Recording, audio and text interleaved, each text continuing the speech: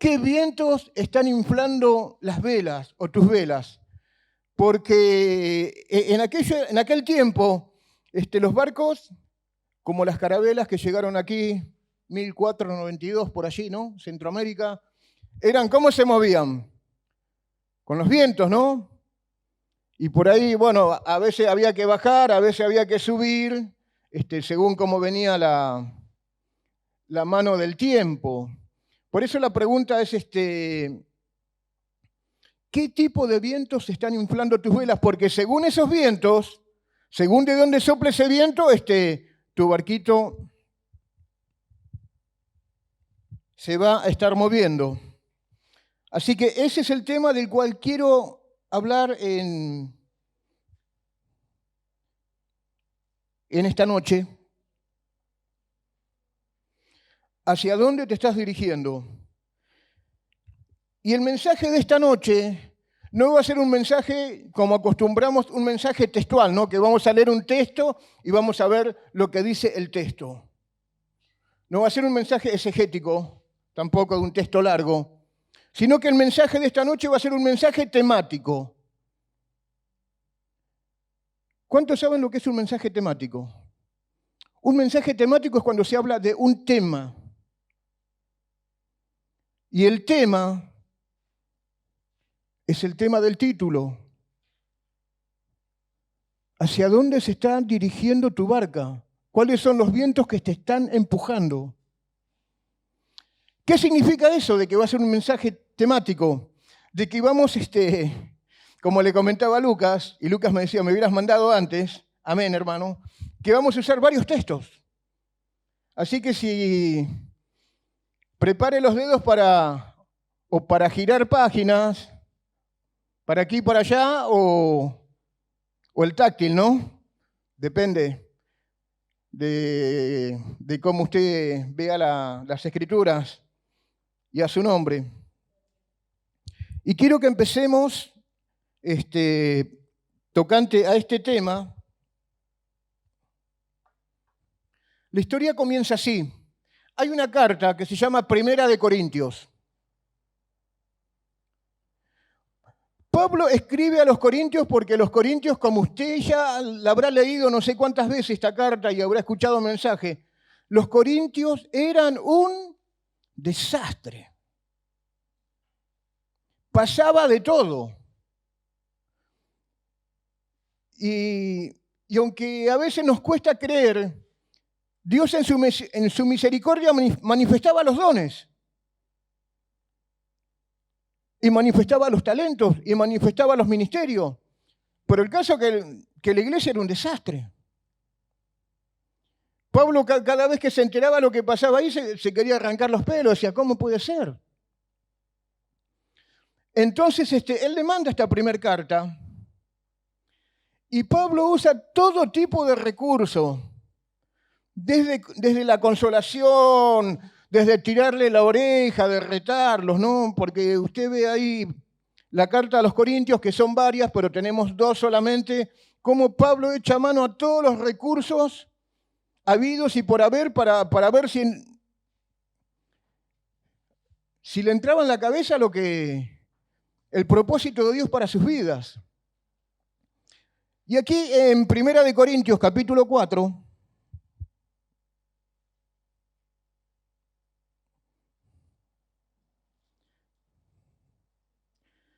versículo 8, Pablo usa una ironía. ¿Cuántos saben lo que es una ironía? Qué grande. Sos un campeón, ¿eh? Desastre. Una piltrafa, pero sos un campeón, ¿eh? Bueno, Pablo toma este recurso de la ironía y les dice, a ver, porque yo tengo varias versiones. En la Biblia de las Américas dice, ya estáis saciados, ya os habéis hecho ricos, ya habéis llegado a reinar sin necesidad de nosotros. Y ojalá hubierais llegado a reinar para que nosotros reinásemos también con vosotros.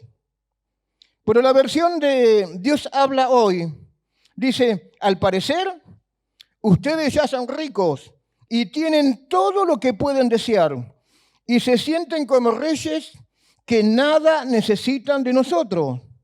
Ojalá fueran reyes de verdad para que nosotros tuviéramos parte en su reino. Y todo ese capítulo 4 es una ironía de parte de Pablo, ¿no?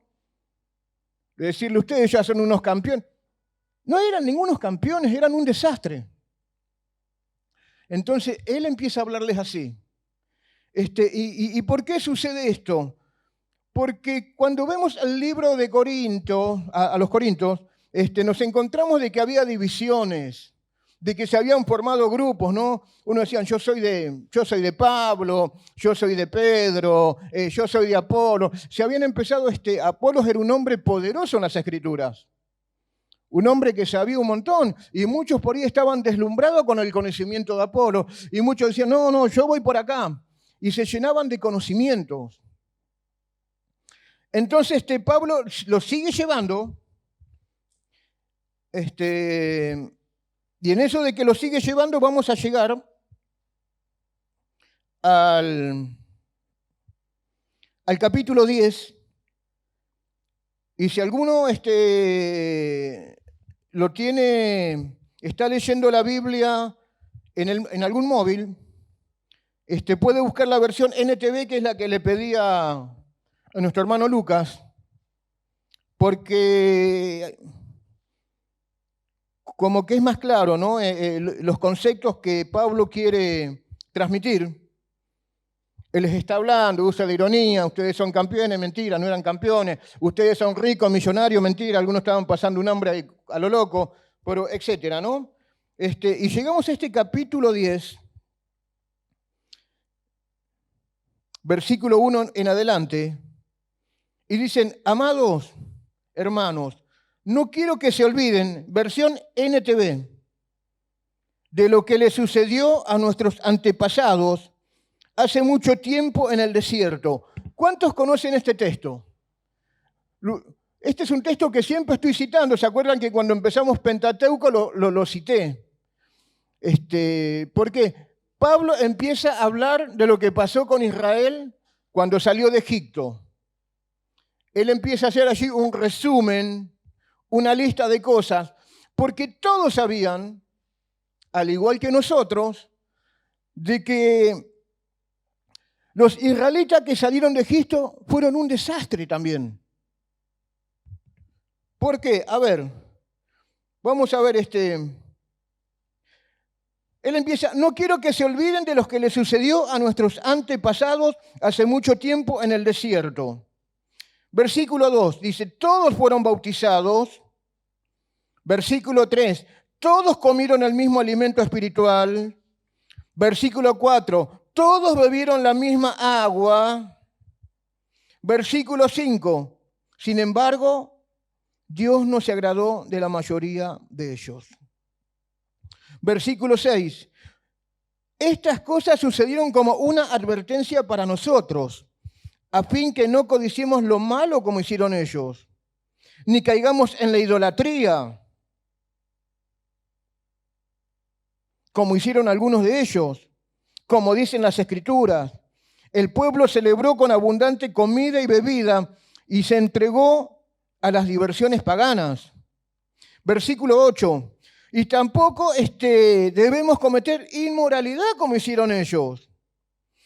Versículo 9, tampoco deberíamos poner a prueba a Cristo como hicieron ellos. Versículo 10, y no murmuren como lo hicieron algunos de ellos. Eran un desastre. No se salvaba casi nadie. De hecho, todos sabemos, los que hemos estudiado Pentateuco y los que leen la Biblia, de que de aquellos que Dios saca de Egipto, entraron solamente Josué y Caleb, junto con los cientos de miles de niños que salieron de Egipto. Los niños que salieron de Egipto entraron a la tierra prometida. ¿Por qué pasó eso? Porque el pueblo de Dios se quejaba. Nos trajiste para matarnos de sed, nos trajiste para matarnos de hambre. ¿Qué va a ser de nuestros hijos? Nuestros hijos se van a morir acá en el desierto. Y llegó un momento que Dios dijo, vamos a hacer una cosa. Vos sos el que te vas a morir en el desierto. Tus hijos van a entrar a la tierra prometida. Vos que tenés mente de esclavo, vos que tenés una mente incrédula, no vas a poder disfrutar de lo que yo tengo preparado para vos. Y hace un hombre. No voy a volver a explicar lo que significa Canaán espiritual, ¿no? Que es la vida abundante del creyente. Así que eso ya lo saben. Y acá sucede algo con los corintios. ¿Por qué Pablo está diciendo esto es un recordatorio? Esto es un recordatorio.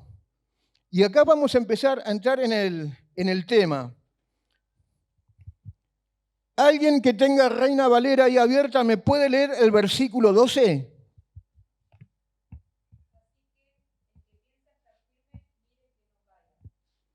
Ese es el tema, iglesia. Los corintios se pensaban que eran súper. No, nosotros no somos como aquellos, ¿eh? Ellos se pensaban que eran de otra categoría. Por eso Pablo en el capítulo 4 es irónico. Y les dice, ustedes son ricos, son grandes, son grandiosos, son fabulosos, ya están reinando. Está usando la ironía. ¿Por qué? Porque se la empezaron a creer. Entonces, Pablo describe todo lo que había pasado con Israel. Y les dice, el que piense, como dice, a ver el texto, el mío dice, si ustedes piensan que están firmes, tengan cuidado de no caer. Porque muchas veces pensamos de que, no, yo no soy como los otros. Bueno, gloria a Dios si no sos como los otros. Pero si pensás estar firme, ojo, tened cuidado de no caer. ¿Por qué? Porque ese pensamiento, vamos a Lucas capítulo 13, ese pensamiento estaba instalado en la mente de los judíos. Por eso Jesús, aquí en Lucas capítulo 13,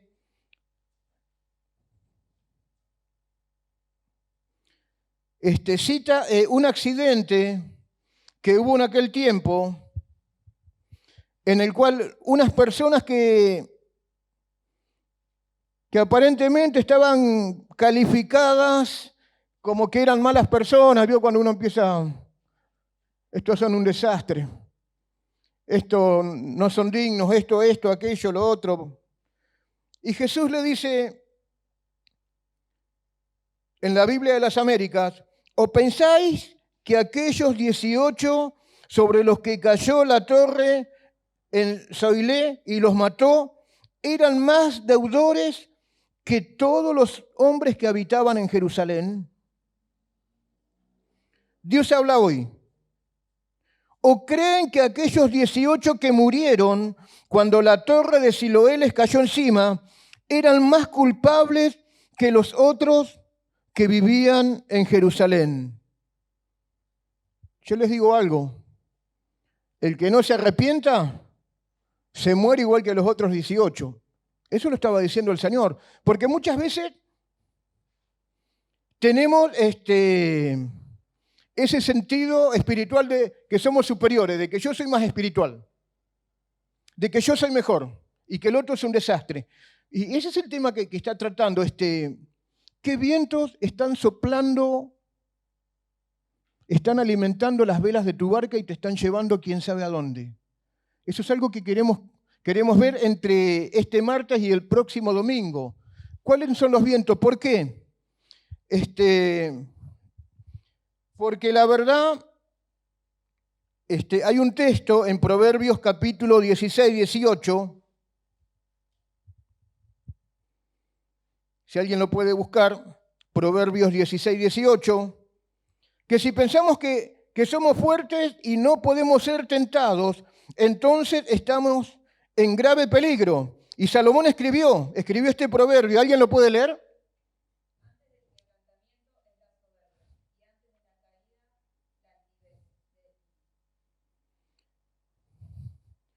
Hermano, cuando nos empezamos a creer de que somos espirituales, no, lo que yo estoy en el seminario, no, yo estoy enseñando, no, yo estoy predicando, no, yo estoy liderando, no, yo estoy Cuando empezamos a caer en eso, hermano, es cuando estamos en un peligro total. Estamos expuestos a cualquier desastre. Por eso siempre tenemos que tener esa actitud de siervo, esa actitud de aprender, esa actitud de dejarnos enseñar. No importa cuántos años tengas en la iglesia de creyente, esa actitud de siervo siempre tiene que estar. Y a su nombre. Vamos a leer Lucas capítulo 10, versículo 25.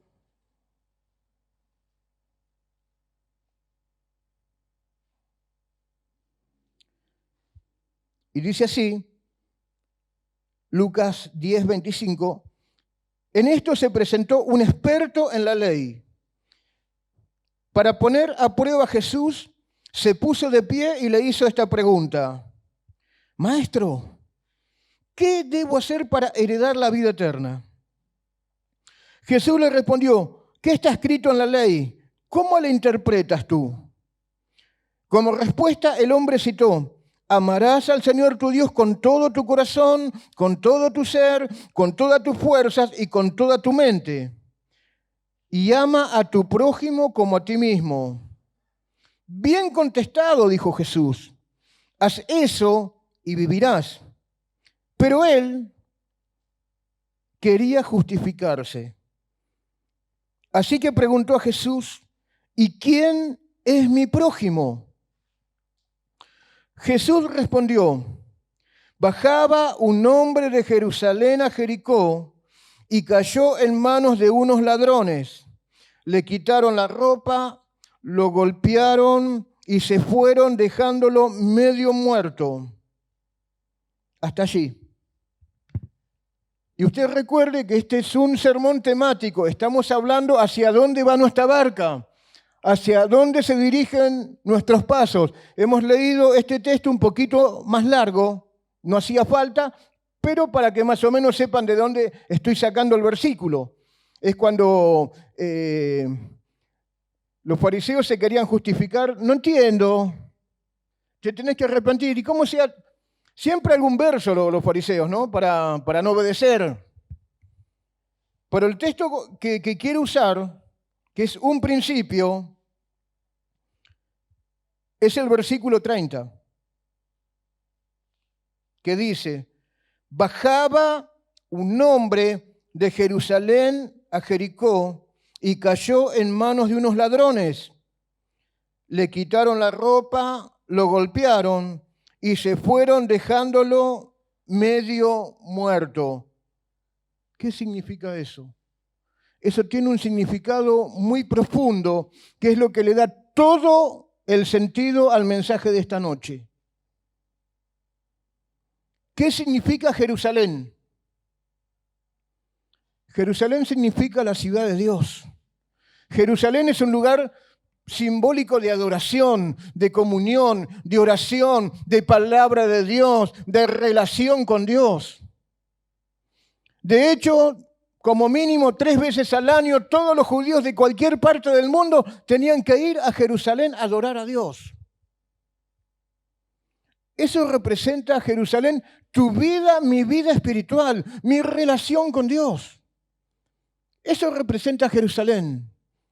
Y Jesús estaba diciendo que había un hombre que estaba en Jerusalén, pero su vida empezó a descender. ¿Y hacia dónde descendió? Hacia Jericó. ¿Y qué significa Jericó? El pecado. Jericó simboliza la rebeldía, la desobediencia, el orgullo, la altivez y todas esas cosas que ya sabemos. Entonces, Jesús empieza a contar esta historia que quizás la podría haber titulado, ¿no? Como en esta noche. Esos vientos que llenan tus velas, ¿hacia dónde te están llevando? Dice que este hombre empezó a descender de ese lugar de adoración, de alabanza, de comunión, de presencia de Dios. Su vida empezó a descender hacia la rebeldía, hacia la desobediencia, hacia los deseos de este mundo. Se empezó su corazón a inclinar para el sistema de este mundo. ¿Se está entendiendo? ¿Y qué pasó? Hermano, cuando empezamos a salirnos de la presencia de Dios para andar en otras cuestiones, hay alguien que te está esperando con los brazos abiertos. Hay algo que está diciendo, no sabes cuánto tiempo estuve a mitad de este camino. Estuve sentado porque yo sabía que ibas a volver a pasar. Y ese es el enemigo de tu alma y de mi alma del cual estoy hablando. Porque ese hombre que descendió de estar en la presencia de Dios, de estar en el servicio a Dios, de estar en el propósito de Dios y empezó a descender para hacerle las suyas, se encontró con el diablo. Se encontró con el ladrón. ¿Y qué dice el texto? Su vida fue sacudida. Empezó a ser golpeado, fue herido. Dice que este malhechor lo dejaron sin nada, porque cuando el diablo viene, te viene a robar todo. Te viene a quitar la paz, la confianza, el testimonio, la seguridad, todo. Todo. Y lo dejó allí medio muerto, allí medio cadáver. Ya medio que vos pasabas y sentías olor a muerte y estaba ahí, el campeón, ahí tirado. Ese es el tema de este sermón. Hermano, no dejes tu lugar. Hermano, van a venir los problemas, van a venir las dificultades, se van a presentar un montón de cuestiones, pero Dios te dice y me dice, no dejes tu lugar. Podríamos decir, porque Eclesiastés dice por allí, dice, si el ánimo del príncipe se exaltare contra ti, no dejes tu lugar. Si el príncipe de este mundo se está levantando, si el príncipe de este mundo te está haciendo alguna oferta, no dejes tu lugar. No dejes tu lugar y a su nombre. Y en esta noche yo quiero hablar acerca de 3 tipos de viento que se meten en nuestras velas y nos empiezan a empujar hacia ese lugar llamado Jericó. 3 tipos de viento. Y en esta noche, en los minutos que nos quedan, vamos a ver solamente uno. El primer viento es el viento de la duda. Vamos a leer Santiago, capítulo 1, versículo 5.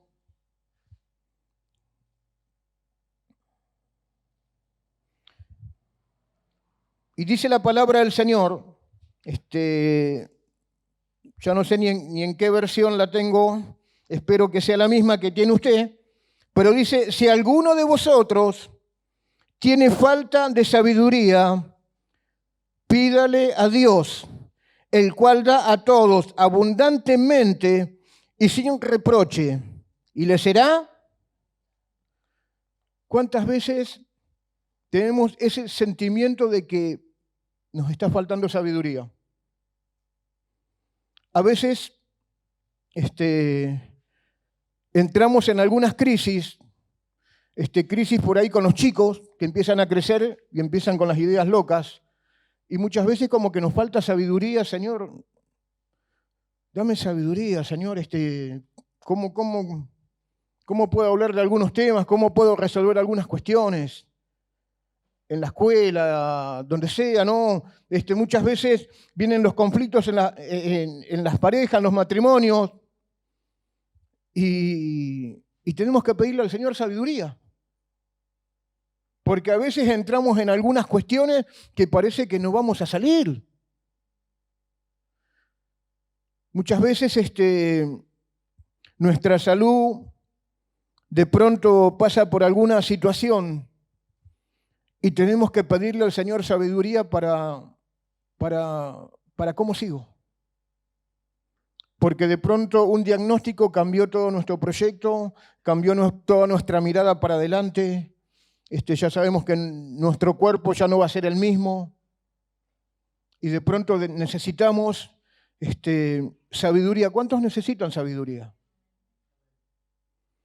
Pero allí está el viento de la duda, llenando nuestras velas, empujándonos hacia un lugar que no nos conviene, hacia un lugar que Dios no quiere que lleguemos ni que vayamos. Y dice Santiago, pero pida, versículo 6, pero pida con fe, no dudando nada, porque el que duda es semejante a la onda del mar, que es arrastrada por el viento y echada de una parte a otra. Hermano, cuando pidas dirección al Señor por alguna cuestión, por algún problema, por alguna situación, no dudes, Dios te va a hablar. ¿Cuántos saben que Dios habla? Dios va a hablar a tu vida, Dios va a hablar a tu corazón, Dios va a usar su palabra, su Espíritu Santo. Dios nos va a hablar de alguna manera. Y cuando eso suceda, no dudes, porque si dudamos, vamos a ser como las olas del mar. ¿Alguien vio cómo es el tema de las olas? Van para acá, van para allá, y se rompen y se desarman, y vienen otras, y así. Un desastre. Y así hay mucha gente que está tratando de servir a Dios, tratando de buscar a Dios, y viene Dios, y Dios les habla, pero empiezan a dudar. Che, ¿será? ¿Será que el consejo del pastor, el consejo de la hermana, del hermano, será que Dios habló a mi vida? Y empezamos a dudar, ¿no? ¿Será que esto será así ahora en este tiempo?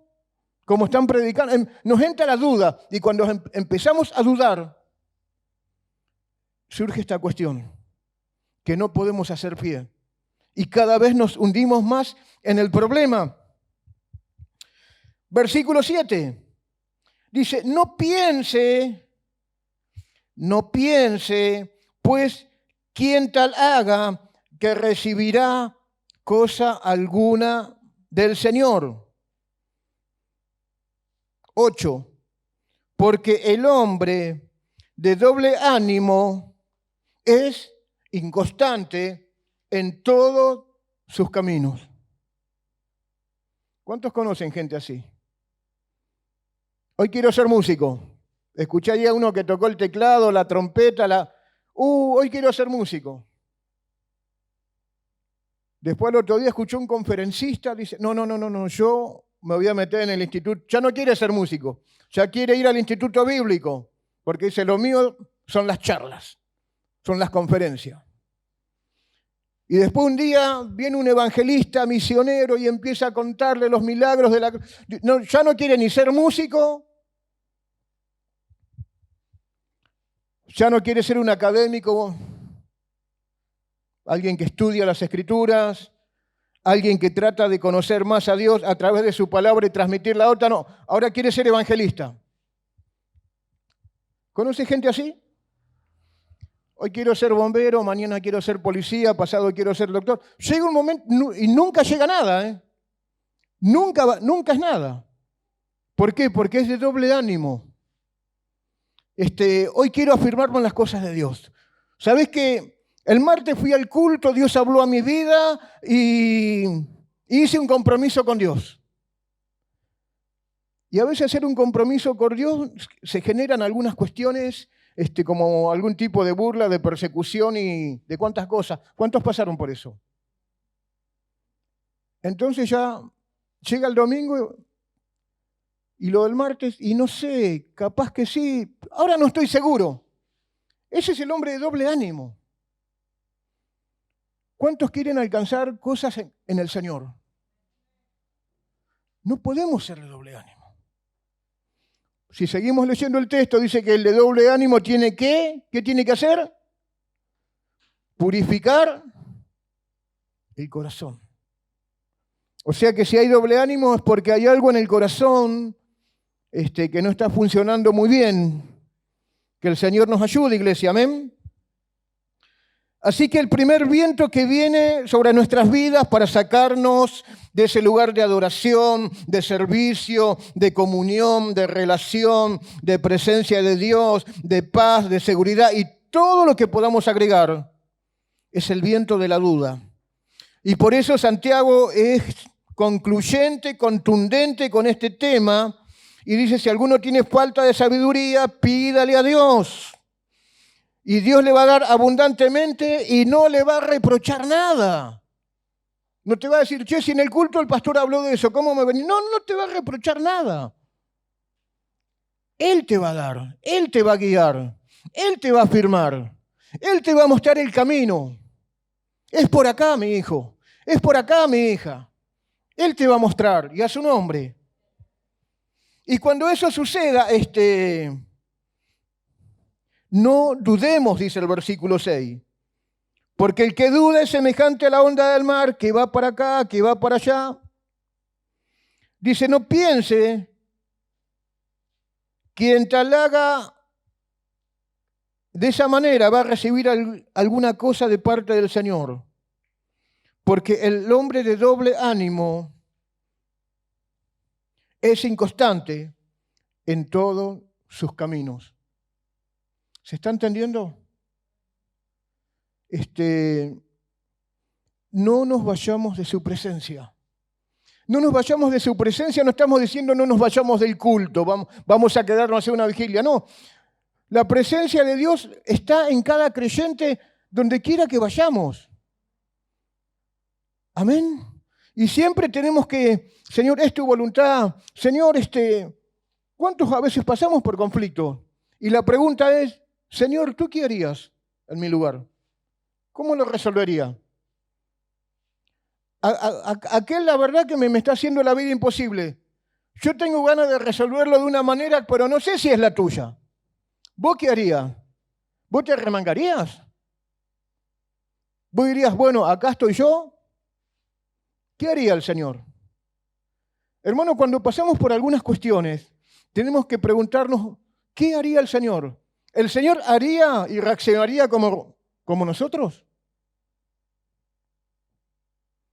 Muchas veces descubrí que yo he reaccionado de maneras y después cuando miré a Jesús me sentí con mucha vergüenza, avergonzado. Después me sentí muy triste porque hice todo lo contrario de lo que el Señor hubiera hecho. ¿Cuántos están entendiendo? Muchas veces, voy a preguntarle al hermanito, empezamos a hacer preguntas por todos lados hasta que encontramos a alguien que nos va a decir que sí. Pero preguntémosles al Señor, Señor, ¿qué opinas de esto? Y si el asunto es un barullo, si el asunto es un lío, bueno, ahí Santiago nos está hablando. ¿Necesitas sabiduría para salir del problema? ¿Tenés ganas de salir del problema? ¿Tenés ganas de salir de la crisis? ¿Tenés ganas de salir de la situación? Bueno, Santiago dice, habla con Dios. Pedile sabiduría porque Él te la va a dar en abundancia. Pero cuando Él te hable, no dudes. Porque el que duda es como la ola del mar. Porque la persona de doble ánimo que hoy siente una cosa, mañana siente otra, no llega a ningún lado. Y ahora vienen las preguntas.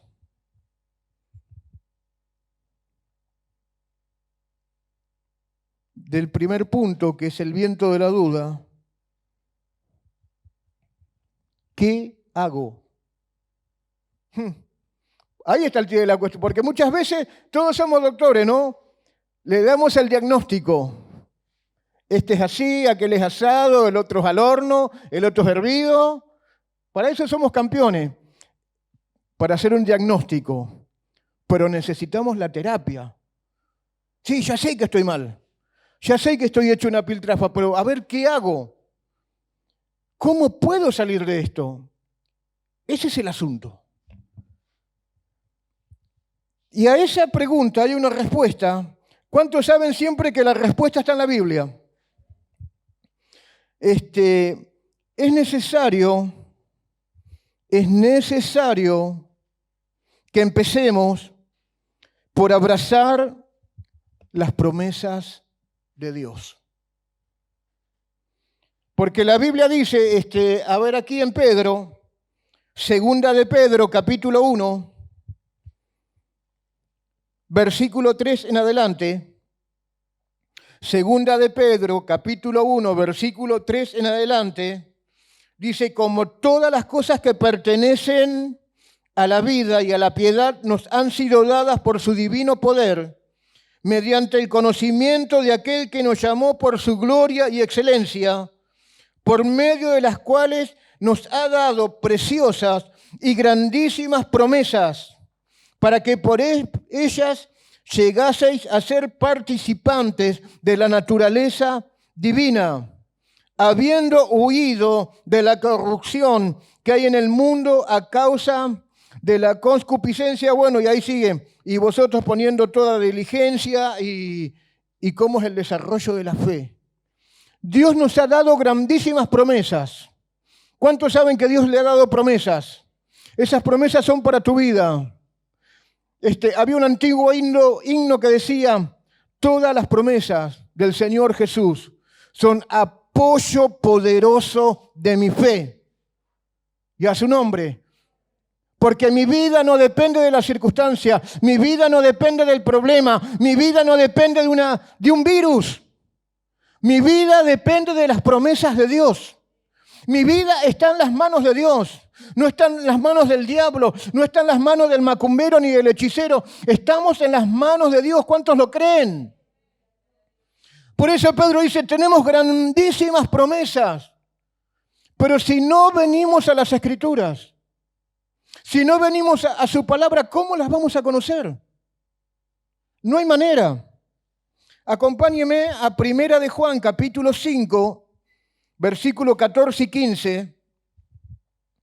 Primera de Juan, capítulo 5, versículo 14 y 15, y dice la palabra de Dios, y esta es la confianza que tenemos en Él, que si pedimos alguna cosa conforme a su voluntad, Él nos oye. Y si sabemos que Él nos oye en cualquier cosa que pidamos, sabemos que tenemos las peticiones que le hayamos hecho. Y esta es la confianza que tenemos en Él, que si pedimos alguna cosa conforme a su voluntad, Él nos las va a dar. ¿Cuántos dicen gloria a Dios? Hermanos, tenemos que venir a la Escritura, a empaparnos de la palabra. Hay promesa de Dios para tu vida. Muchas veces decimos, ¿dónde está la solución? Y la solución está en la Biblia. La solución a cualquier cuestión que podamos estar pasando, ya sea espiritual, emocional, la que sea, la respuesta está en la Biblia. Ella es la solución. Es lo que está diciendo Juan, es lo que está diciendo Pedro. Otro punto más acerca del viento de la duda, cómo tenemos que reaccionar ante este viento que quiere empujar nuestra barca hacia aquel lugar. Cómo tenemos que reaccionar ante ese viento que nos quiere sacar del lugar de adoración para llevarnos al lugar del fracaso y a su nombre. Y dice la palabra de Dios,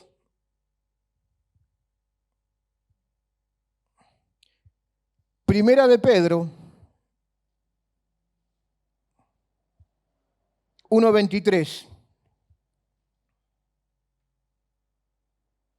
Y antes de leer el texto, es porque todo lo que Dios tiene para nuestra vida se encuentra en su palabra. Ella es la buena semilla. ¿Cuántos se acuerdan de la parábola del sembrador? La buena semilla, la palabra de Dios. Y hay otro lugar en la Escritura donde se habla de que también se siembra la buena semilla. ¿Y qué hace el hombre? Se va a dormir, ¿no? Y dice que al otro día cuando se levantan dicen, ¿y esto? Porque junto con la buena semilla, dice que a la noche apareció el maligno y sembró la mala semilla. Pero yo quiero rescatar de ahí otro principio, de que cuando se siembra una semilla, esa semilla tiene un proceso. ¿Cuántos lo saben? Esa semilla, que es la buena semilla, que es la palabra de Dios, en ella encontramos salvación, liberación, sanidad, redención. Todo lo bueno que Dios tiene para nuestra vida, ¿dónde está? Encapsulado en esa semilla. Pero esa semilla tiene que ser sembrada en nuestro corazón. Y esa semilla tiene que germinar, tiene que crecer, tiene que madurar. Y sabes una cosa, cuando menos lo esperes, va a empezar a dar fruto en tu vida. Quizás hoy estás en ese momento en que sembraste la semilla, estás creyendo a lo que Dios está hablando, pero no estás viendo nada. Vos mirás, no hay nada, che. Pero ahí donde vos no ves, ahí abajo de la tierra, y yo sé que ya hemos hecho este trabajo en la escuela, ¿no? De agarrar. ¿Qué semilla era? Ya me olvidé. Un porotito, ¿no? Y vemos el proceso, ¿no? Bueno, por eso se hace bajo la tierra ese proceso. Y a veces no se ve. Y muchas veces decimos, che, pero el pastor me dijo que haga esto, esto y aquello, que Dios se va a encargar de hacer lo otro. Pero no pasa nada, ¿eh?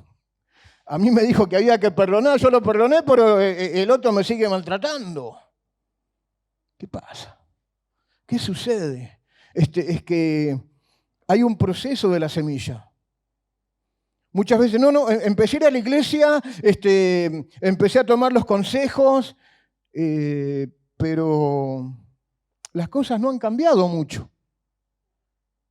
Las cosas, noto que no han, porque es un proceso.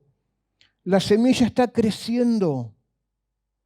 Y va a llegar un momento en que va a romper la tierra y va a salir el brote. Y eso se va a convertir en una planta. Y después, recién que se convierte en una planta, después viene el proceso de maduración. Y después que madure, vas a empezar a cosechar. ¿Cuántos quieren cosechar? Bueno, hay que pasar el proceso primero. Por eso, Primera de Pedro, 1:23 dice, siendo renacidos, no de simiente corruptible, sino de incorruptible, por la palabra de Dios que vive y permanece para siempre. Ahí en la cápsula, en la semilla de la palabra de Dios, está la salvación de nuestra alma y a su nombre. Salmo 107, versículo 20. Dice la palabra de Dios, envió su palabra, ¿y qué hizo? Los sanó y los libró de su ruina y a su nombre. ¿Cómo te sanó? ¿Cómo sana Dios mi corazón? ¿Cómo sana Dios tu vida? ¿Cómo te saca Dios de la ruina? A través de su palabra. ¿Cuántos dicen amén a eso? Hechos capítulo 20, versículo 32, dice, y ahora, hermanos, os encomiendo a Dios y a la palabra de su gracia, que tiene poder para sobreedificaros y daros herencia con todos los santificados. La semilla se siembra, pasa un tiempo, brota, crece, madura y da fruto. No sabemos cómo, pero la palabra de Dios obra independientemente de nuestra comprensión. ¿Qué significa esto último? De la misma manera en que muchas veces no entendemos en profundidad los procesos por los cuales crecen las plantas, crecen los árboles, crecen todo tipo de vegetación. No sabemos, conocemos el proceso del poroto porque lo hicimos con el vaso. Por ahí hay un montón de otros procesos que no los conocemos. Pero sin embargo, va creciendo, va madurando y después termina dando fruto. Y de esa misma forma, la palabra de Dios, muchas veces vienen los consejos, vienen las enseñanzas, vienen las predicaciones, como en esta noche. La aceptamos por fe, como dice Santiago, lo recibo por fe, pero no la entiendo. Pero a veces no es necesario entender. A veces es necesario perseverar.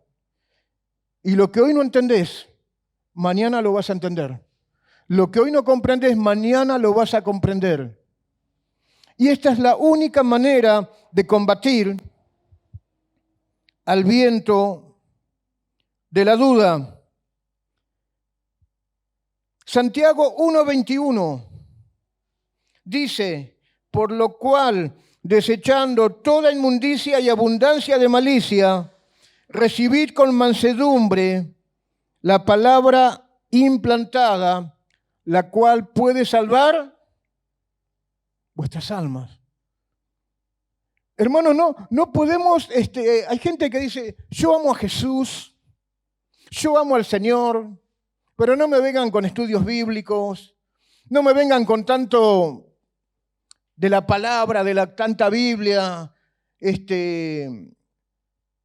Yo prefiero amar a Jesús, no quiero doctrina, no quiero enseñanza.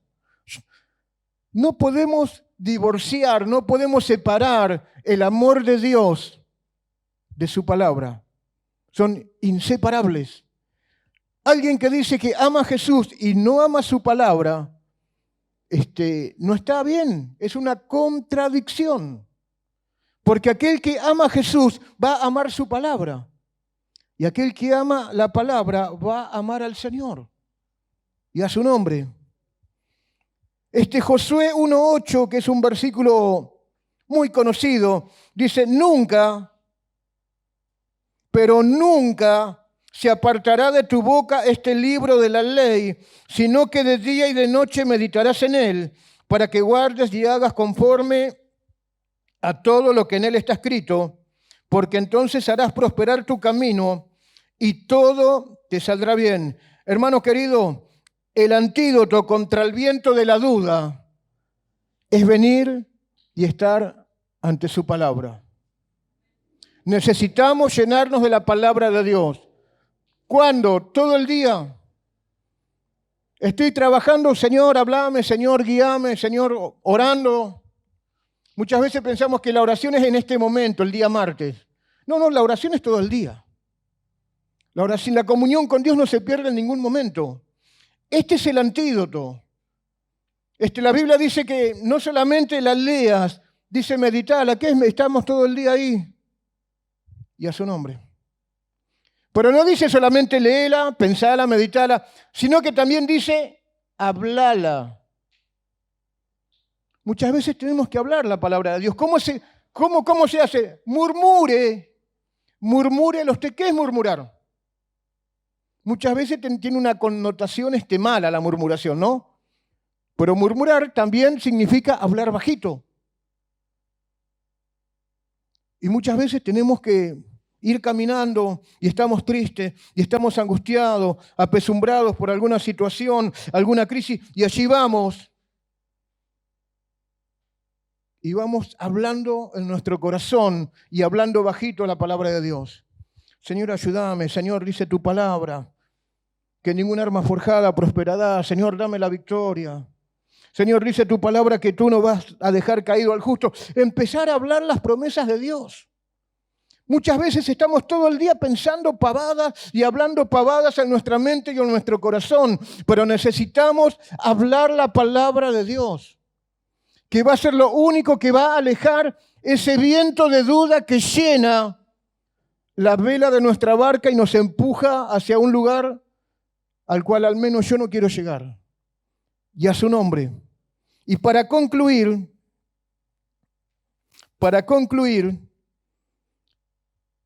el Salmo capítulo 1, versículo 1, que es muy conocido, que dice, bienaventurado el varón que no anduvo en consejo de malos, ni estuvo en camino de pecadores, ni en silla de escarnecedores se ha sentado, sino que ¿qué?